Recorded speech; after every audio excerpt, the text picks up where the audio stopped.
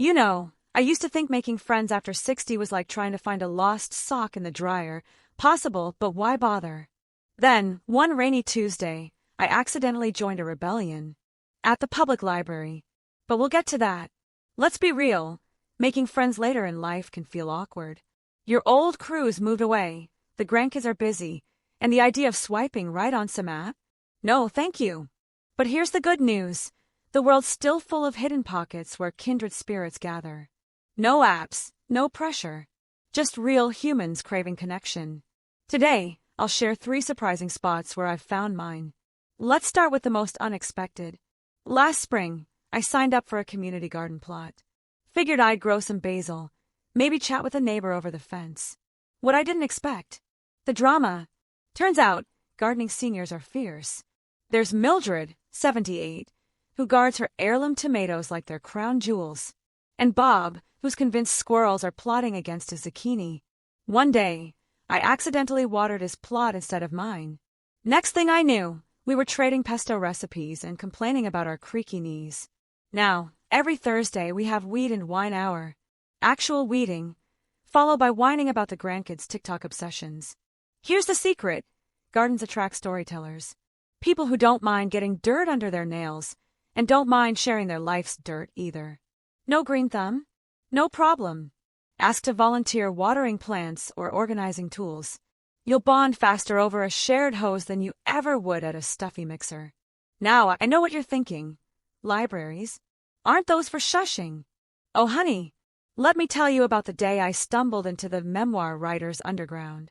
Every Tuesday at 10 a.m., a group of seniors gathers in the back corner.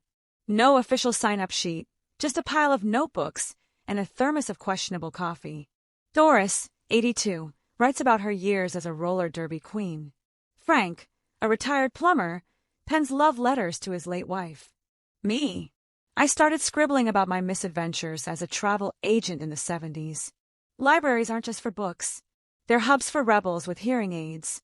Check the bulletin board for silent book clubs, read whatever you want, then gossip about it. Genealogy detectives, swap family secrets over stale cookies. Tech rescue squad, where grandmas teach grandpas to text without caps lock. Pro tip, befriend the librarian. Mine, Gladys, is a matchmaking ninja. She'll size you up and say, you'd hate the poetry group. Go to the Mystery Lovers meetup, they're your people. Now, I know what you're thinking. But what if I'm not a gardener or a bookworm? Don't worry, the third spot's for the rebels who refuse to be pigeonholed. After I told you about the library rebels, my neighbor Bert scoffed. Libraries? Gardens? Ethel, I haven't read a book since Nixon. But Bert's the reason I discovered the third surprising spot. A place where even the most stubborn lone wolves end up swapping stories over socket wrenches. Last fall, I wandered into my local hardware store for light bulbs. 2 hours later, I was in the plumbing aisle with a retired mechanic named Sal, debating the merits of copper versus PVC pipes. Turns out, hardware stores are the unsung social clubs of seniorhood. Everyone's are fixing something. Leaky faucets, squeaky doors, maybe even their sense of purpose. Here's how to work the magic. Linger in the paint aisle. Ask someone, would this mauve make my bathroom look like a 1970s motel? Instant bonding over questionable life choices. Hunt the workshop demos. Every Saturday, my store hosts build a birdhouse sessions. I've learned more about my neighbors' lives over wood glue than I ever did at block parties. Befriend the staff.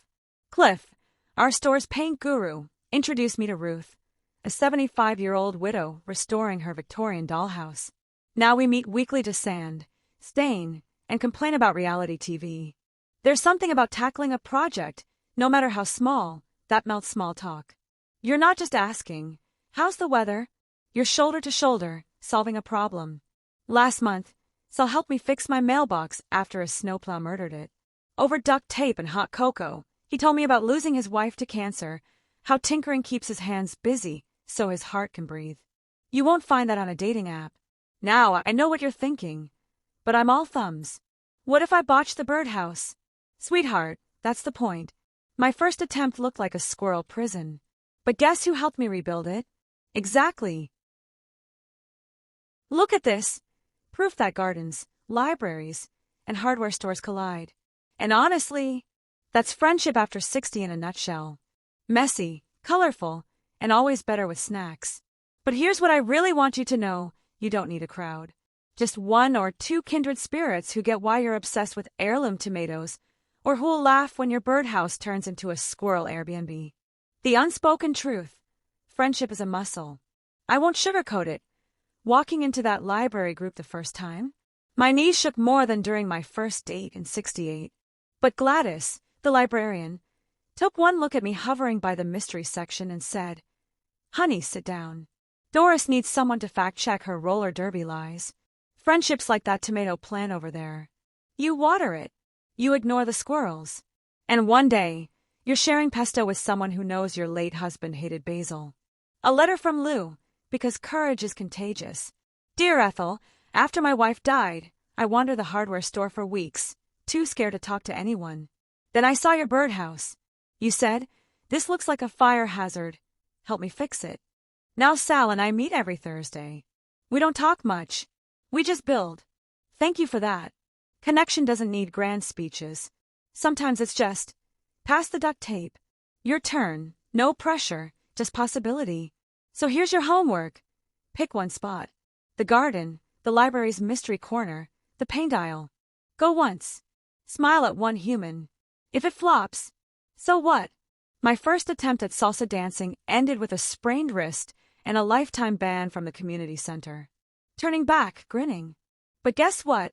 The woman who drove me to the ER became my bridge partner. Closing call to action. Drop a comment and tell me, where will you venture this week? Tag a friend who needs this nudge. And if you're feeling brave, share your own how we met story. I'll read every one. Hit subscribe, will you? Let's keep proving that friendship isn't a young person's game. Oh, and if you spot me at the hardware store, I'll be the one bribing Cliff with cookies to hide the power tools.